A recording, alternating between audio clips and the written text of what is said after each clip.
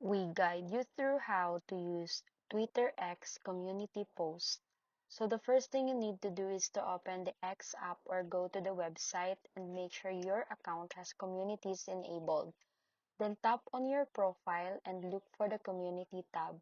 If you don't see it, update your app or join a community first. Next, enter a community you're part of and tap the post button.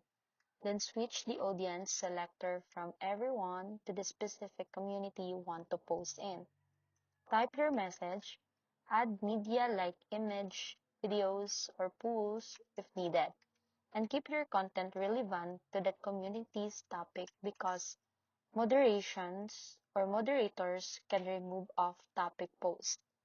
Before posting, double-check rules pinned in the community to avoid violations. Once ready, hit post and your content will only be visible within the group, not your public timeline.